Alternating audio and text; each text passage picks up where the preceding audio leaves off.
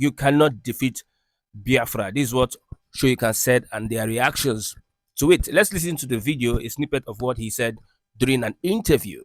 I said at the time, and this was what got me into serious trouble, because they felt that by making such statement, in fact, it was singled out. By making such a statement, I was trying to demoralize the federal side and actively promoting the Biafran cause. When I said and I wrote, I said, you cannot defeat Biafra. So let's get reactions from Biafrans on the street, what they have to say about this statement of Wole Soyinka. I tell you that during the Biafran Civil War, 1967 to 70, there was a time Wole Soyinka was arrested in that regard. He was arrested because he was like trying to abate or support. He was supporting Biafra in the sense that, yes, he came out and told Nigerian government, then the then regime of Yakub Gowon, that Biafra is an idea, that an idea does not die. And it has already been deposited in their heart that one day the children of these current men fighting Nigeria will still resonate that idea called Biafra. The man made his point clear and he was arrested. See, let me tell you, I know that he sometimes he derails, behaves, start behaving like a Yoruba man on stability. But all I know is that he knows what he is saying. Wole Soyinka is saying the truth in that regard does not make him a sacred cow. He is still, liable to err, to make mistake as a human being. And the Yoruba man he is. Yoruba man as he is telling us about the authenticity of what Biafra ideology is. And is speaking from the heart of the real Igbo man like us. Number one, Nnamdi Kanu, followed by the rest of the Biafra agitators. You cannot empty-handedly be fighting a man with double barrel gun, AK-47. It is so stupid and foolish to do that. If you doubt my assertion, I would like to refer you to the Odyssey file of Dr. Nnamdi Azikiwe. I'm telling you that you cannot fight an armed man. If an armed man begins to threaten you, you use diplomacy. We the Igbos, we are using diplomacy to fight this current war, and at the end of the day, we are going to win. This time around is not the time around that it shouldn't be like the days of Chukwuemeka Odumegwu Ojukwu, when it absolutely escalated into full pogroms. War is not the answer now. What is the answer now is dialogue and what? Diplomacy. That's why we've been asking for round table talk, especially to make sure that Nnamdi Kanu is off the cage. So what Ohaneze could have done is using their dialogue, talk on social media, go to the media houses and start bombarding Nigerian illegal government with Igbo ideologies and wisdom. See, you cannot just stand and cross your fingers and Nigeria or Tinubu do the needful. The needful, which is releasing Nnamdi Kanu and allow the Biafrans to go. And let me tell you, I swear, it's not Nigerian nation that will allow Biafra to go. It is not possible. The international community, the United Nations, that's the League of Nations that are holding on the affairs, that are responsible for the affairs of the entire earth. They are the ones that should come into this country and say what should be. Not Nigeria. Nigeria is not going to give you a referendum because they know that virtually all the mineral resources, all the natural resources of this country, they are coming from the coastal states. Of course, the whole coastal states, they are Biafrans. Igbo Biafrans from Port Harcourt to Delta to Imo, Enugu, Anambra, Akwa Ibom, and Cross Rivers. These are Igbo coastal lines. Lagos? No. Lagos is for Southwest. We don't have anything to do with Lagos. Lagos is where we have our investments. We grew our entrepreneurship here, and we manage it well. We are enterprising people. We are good on that. Lagos is for Yoruba. I'm telling you that Igbo man has gone. Biafra emancipation is not negotiable. Nobody can negotiate that. It has come. As a Nigerian, I am now. As a Nigerian now, I've never benefited anything from Nigeria. In 1970s, of course, we were drinking and eating stockfish, drinking corn milk and Cadbury Bonvita from UK. It's not Nigerian government. The Belgians, the Irish, the Americans, they did lots and lots of good things to make sure that the Biafran nation, all the children born during the war, could not suffer kwashiorkor, malnutrition. That's why they, concentrated supply of good reliefs, food reliefs into the Biafran land, at least from Israel as well. Then Belgians, the Austrians, the Scottish, not even the England, the English, they are very wicked. The British that contributed to make sure that Biafra is not dead today are the Irish. Yes, Irish. Yeah, Ireland, Scottish. Yeah, they are different. People from England. England, London is the capital of what? England, thank you so much. Then you have Edinburgh as Scotland. Then you have Belfast and Dublin as Northern Ireland and the other Ireland country. See, let me tell you, these are the way UK was structured into one confederate state. See, let me tell you, English, they are wicked. I have not benefited anything from Britain. What I benefited from Britain is concentrated killing of innocent Biafran youths. As they are killing, they are coming it. They are sending narratives of what was transpiring then in the land of the Igbos. Listen and listen good. Igbo man, we don't benefit anything from Britain. If for Britain, we would have been annihilated since 50-something years ago. Nobody would have had anything about Igbo man. It is playing out on social media. British man, English, especially the English man, they are very wicked. Very, very jealous of the Igbo man. And look at what is going on currently.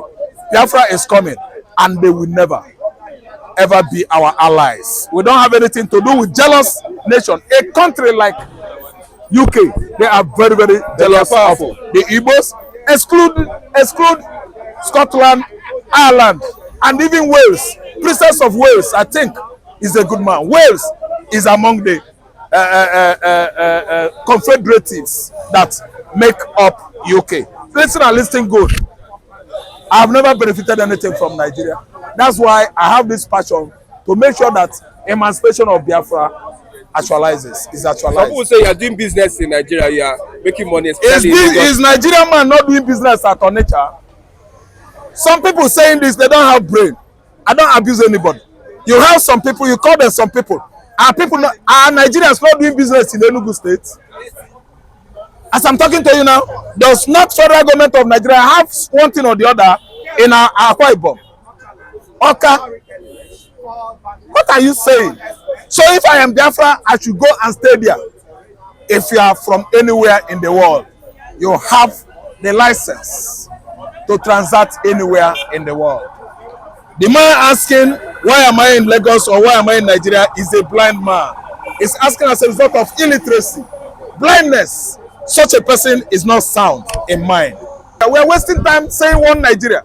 Fulani man does not believe in one Nigeria. Fulani man believes that Nigeria is forefathers, estates. Ottoman and Fodio, Tafawa Balewa, Sultana, the former Sultan of Sokoto, that was killed during the coup. They are the owner of Nigeria. That's what they believe. Niger man is saying, he's telling you what is Igbo. The true maker beside me by my right hand side, he said, who is Igbo? What is Igbo? Who is your papa? Does Igbo man get land? He's here. So you're telling me that we are one Nigeria. Igbo man is carrying himself out because they have been denying us on and on and on. Look at their faces. Fulani man from Niger and Mali is the owner. They are having more right than Igbo man here. And they are talking about one Nigeria. Man, there's no one Nigeria. As far as we are concerned, we are going home. Everybody should separate. Form your own state in your region and make sure that you come out with good results. Igbo man is not in Nigeria. Okay, about having more right than Igbo man, in what way are they having more right than Igbo man? They are the one that has been in that office of the presidency from 1970 till date. Hausa man has claimed the whole federal government agencies, the whole security apparatus of the country, the customs, the immigrations, the prison controllers, the Nigerian military, the police. It is the Hausa man that control all these agencies. Are you talking about other federal characters? They have been appointed, an appointment during Buhari regime. 96 out of them were Fulanis, Hausa. No Igbo man there. Are you talking about the current government? Yoruba man is in charge, Tinubu, everywhere. The whole agencies of federal characters have been filled up by the people from that region, southwest. So what are you talking? There's no one Nigeria. We are the Igbos. And by the way, see the most interest, where my interest of my objection and criticism is heading to. Why is it that an Igbo man won election last year and they refused to give him? INEC rig it. Tinubu dance and force himself on a mandate that was not given to him. That is one of the features. Oga, from the horse's mouth, it is written all over the places that Igbo man is not a Nigerian. Take it or you leave it. That is from me. Okay, thank you. God bless you. This is something that started from England, Great Britain, just with somebody, gradually passing a message, and that message continued to, eat up the people's consciousness, especially the Igbo Biafrans. And before you know it, after some time, the whole Biafran land got soaked to that message, and that was what gave back to IPOB we are talking about today. In respect to what Professor Wole said, and let me also acknowledge him. We knew his stand during Nigerian Biafran War. He supported Biafra. Yes, Wole supported Biafra during the Nigerian Biafran War. But subsequently, we have seen his views on this consistently. That you can only kill people, but you cannot kill the message. You can not kill the spirit. And that was the message that was left when Colonel Effiong was trying to have a constitutional ceasefire with Nigerian government as at that time. And he made it very clearly too, that a time will come that the children of the oppressed will rise up. And that's what we are seeing today. Those children of the oppressed are the people who are standing up today, to demand that we can no longer be oppressed. And that was what gave back to the rising of the maximum supreme leader, talking about Nnamdi Kanu, to whom all kudos is given to. Nnamdi Kanu, from there, the whole thing continued to spread, and everybody in the abroad begin to listen to the message, it has to pass. And that was how the agitation, that spirit of what Professor Wole was trying to explain in his latest interview concerning the restoration, of Biafra, and that was why we will find out ourselves today. But one thing that we should always take away from that message, especially now, is that the advancement and the restoration of the kingdom is about to, have a concrete, background, because you can see the revolution that is going on in all the government sectors of the country, including the judiciary. You can see the outstanding that has been oratory, in defense of illegality and oppression by Mazi himself, talking about Nnamdi Kanu, right there in the Nigerian Judicial Islamic Extremist Terrorist Court. He told them plainly that this is where we are and this is what is going on. But Nigerians, for instance, we are amazed. Everybody, we are amazed. The NBA, we are amazed. The Judicial Commission in Nigeria, we are amazed. Everybody, we are amazed that how come such a thing has not been revealed. So the question we are asking today, that we will continue, to say it the way it is.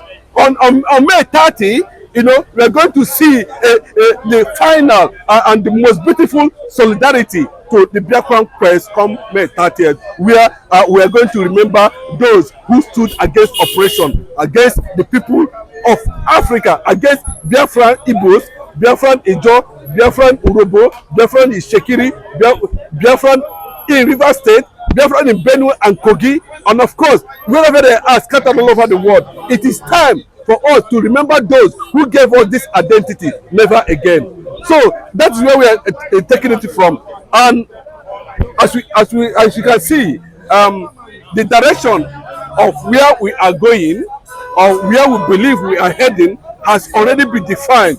But people are asking questions. What is it actually that is holding Nnamdi Kanu?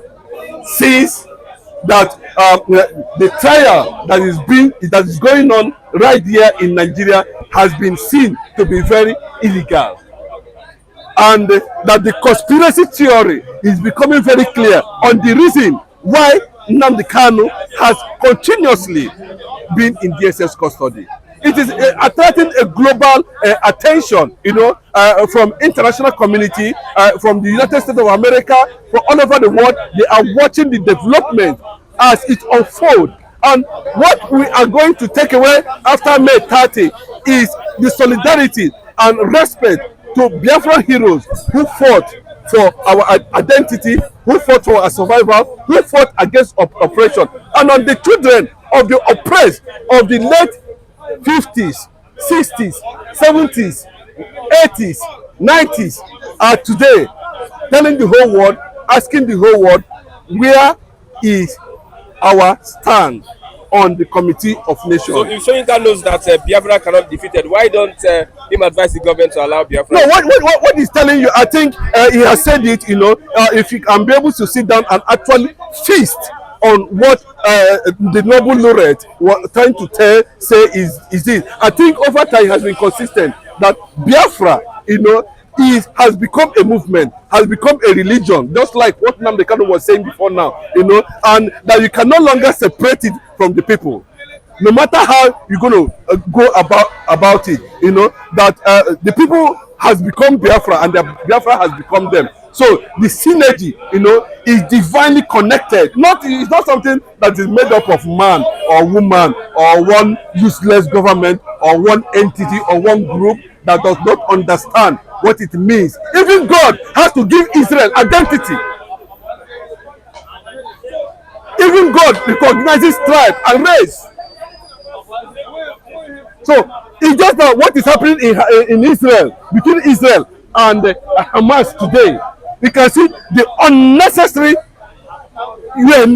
United Nations being blindfolded by reality. We can see the world trying to manipulate the truth, but nobody can manipulate what is real, because the reality can always step people in the face. So it's the same scenario, but the Biafran, because it's coming from the African continent, and you can see the kind of message that is being passed, across West Africa, across East Africa, across North Africa, across South Africa, but the fact still remain that the lack of people in that category of Wole Soyinka, he represents the intellectual community in that regard, and he's talking from that aspect, and he's telling the whole world that there is time for everything, and a time will come people will ask questions. There was a country, what happened to that country? And that is the crisis we are having today. The subjugation and oppression and possible discrimination and marginalization as a result of the trying to quench the rise of Biafra. But unfortunately, that was they can no longer achieve that. The government of this world can no longer achieve that.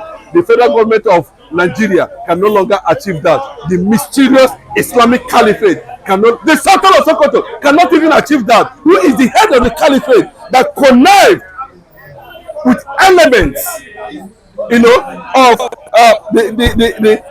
the West to put and to subject and to kidnap, committed all manner of crime because they know that Nnamdi Kanu is an obstacle.